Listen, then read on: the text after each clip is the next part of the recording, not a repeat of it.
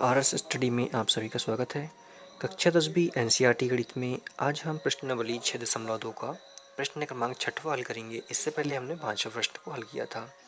ठीक है, आप कक्षा 10वीं के कोई भी सवाल देखना चाहते हैं तो आप चैनल की प्लेलिस्ट में जाइएगा, वहाँ से आप कोई भी सवाल देख सकते हैं। चैनल की प्लेलिस्ट का लिंक नीचे डिस्क्रिप्शन में दिया गया है, वहाँ से आप देख सकते हैं। प्रश्न बहुत ही आसान है। प्रश्न है आकृति 6.21 में क्रमशः OP, OQ और OR पर स्थित बिंदु ABC इस प्रकार है कि AB समांतर PQ और AC समांतर PR है। दर्शाइए कि BC समांतर QR है। हमें आकृति 6.21 दी गई है, तो हम आकृति देख लेते हैं किस तरह की दी गई है। तो हमें इस तरह की आकृति दी गई है PQR। ठीक है, इसके अंदर एक और त्रिभुज बना हुआ है ABC और इसका केंद्र बिंदु O है। ठीक है, इस तरह की आकृति हमको दी गई है। आकृति क्या कहती है कि OP, तो OP कहाँ बन रहा है, ये वाला OP, OQ, OQ, OR। ठीक है, पर स्थित बिंदु, तो इन पर कौन से बिंदु स्थित है, तो A, B, C। ठीक है, 3 बिंदु स्थित हैं, A, B, C इस तरह से स्थित है। तो यहाँ बताया गया कि जो AB है वो PQ के समांतर है। तो AB रेखा कहाँ पे, ये वाली AB रेखा PQ के समांतर है। उसी प्रकार AC रेखा PR के समांतर है। ठीक है, तो यहाँ पे ये वाली रेखा इस रेखा के समांतर है, ये वाली रेखा इसके समांतर है।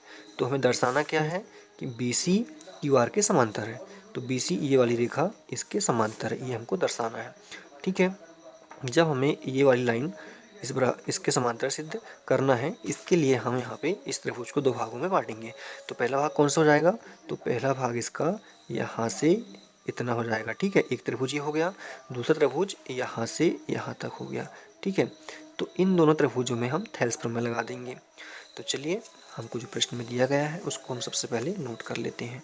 ठीक है, तो सबसे पहले यहाँ पे डालेंगे हम हल। तो हल में लिखेंगे दिया है। तो क्या दिया है हमें, तो यहाँ पे हमको दिया है कि OP बिंदु, या हम कह सकते हैं कि ABC जो बिंदु है वो OP, OQ और OR पर स्थित है। ठीक है, तो यहाँ पे हम लिखेंगे बिंदु A, B और C। ठीक है, C रेखा OP, OQ तथा OR पर स्थित है। ठीक है, इसको हमें प्रश्न से ही लिखना है, अलग से यहाँ पे कुछ भी नहीं लिखना है। तो इसके अलावा यहाँ पे हमसे क्या पूछा गया कि दर्शाइए कि BC समांतर है QR के।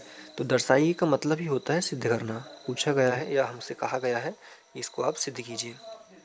सिद्ध करना है, क्या सिद्ध करना है, तो सिद्ध करना है BC समांतर QR के। ठीक है, तो जो प्रश्न में दिया गया था वो हमने यहाँ पे लिख चुके हैं। तो अब हमें क्या करना है, हमें अब करना है कि POQ। ठीक है, एक त्रिभुज हमको पहले ले लेना है।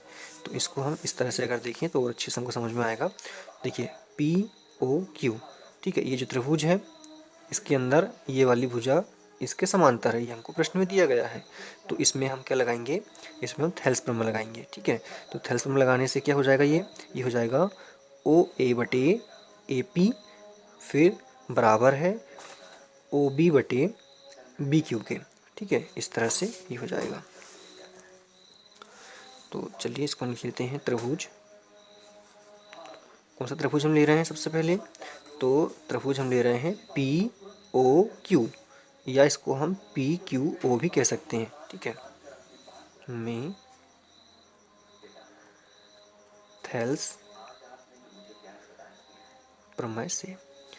तो जब थेल्स प्रमेय इसमें हम लगाएंगे तो क्या हो जाएगा, ये तो हम पहले ये वाला त्रिभुज ले रहे हैं, तो ये हो जाएगा OA बटे OA बटे AP हो जाएगा, बराबर। अब इधर साइड चलें तो OB बटे BQ, बी क्यू, इसे हम समीकरण नंबर 1 बना लेंगे। ठीक है, समीकरण नंबर 1 बना लेंगे। तो अब हमने क्या किया, इधर साइड का ये वाला त्रिभुज लिया था हमने, ये वाला।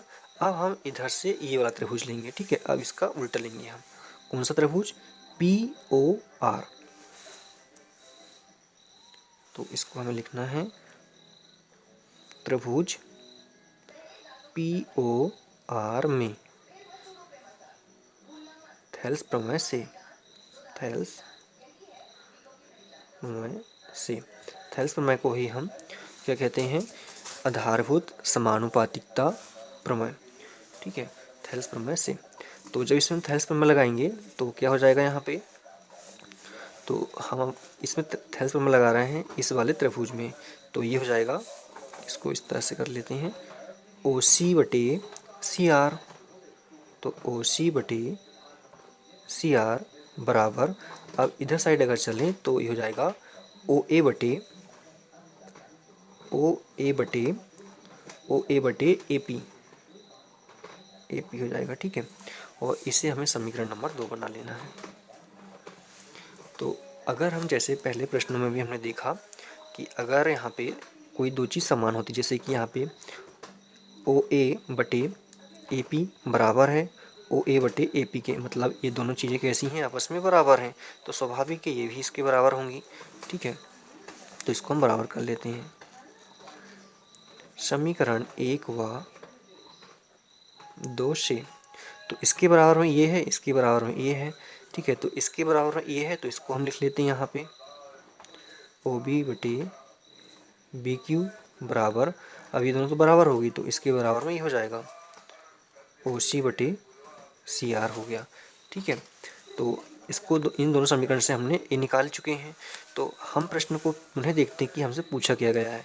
पूछा गया हमसे कि बी सी समांतर क्यू आर के, ये हमको सिद्ध करना है, लेकिन यहाँ पे हमको क्या मिला? बी ओ बटे बी क्यू बराबर ओ सी बटे सी आर मिला। तो चलिए हम प्रश्न में देखते हैं, सॉरी चित्र में देखते हैं कि क्या चीज़ हमने यहाँ पे निकाल लिया है।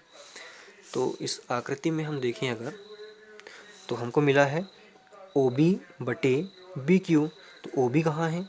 तो ओ बी बटे बी क्यू।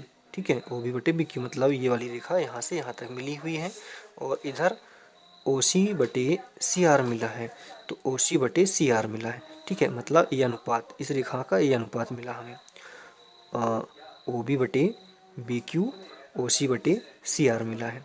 ठीक है, लेकिन हमें चाहिए क्या? बी सी समांतर क्यू आर के। तो आपको जैसा कि याद होगा प्रमेय 6.2 पिछले वाले हमने वीडियो में पढ़ा था इसके बारे में, जब हम प्रश्न क्रमांक 5 हल कर रहे थे, तो जब हमने इसका उपयोग किया था 6.2 का, तो ये प्रमेय क्या कहती है? यदि एक रेखा किसी त्रिभुज की दो भुजाओं को एक ही अनुपात में विभाजित करे, किसी त्रिभुज की दो भुजाओं को एक ही अनुपात में, एक रेखा, एक कोई रेखा है जो त्रिभुज की दो अन्य भुजाओं को एक अनुपात में विभाजित करे। मतलब क्या है?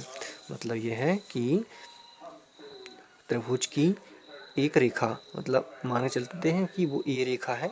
ठीक है, इन दोनों को कैसे कर रही है? समान अनुपात में विभाजित कर रही है, तो वह तीसरी भुजा की समांतर होगी। तो तीसरी भुजा कौन सी हो जाएगी? तो पहली भुजा जब ये वाली है, दूसरी ये वाली है, तो तीसरी ये वाली है। तो इस प्रमेय के अनुसार ये वाली रेखा इसकी कैसे हो जाएगी? समांतर हो जाएगी। तो हम क्या कहेंगे? इसलिए इसलिए रेखा ये वाली, ठीक है, बी सी, इसलिए रेखा बी सी, सॉरी समांतर आएगा यहाँ पे, समांतर है क्यू आर के, क्यू आर के। तो क्यों है? तो ये है प्रमेय नंबर 6.2 से, ये भी हमने स्पष्टीकरण यहाँ पे दे चुके हैं। तो हम लिख सकते हैं इति सिद्धम।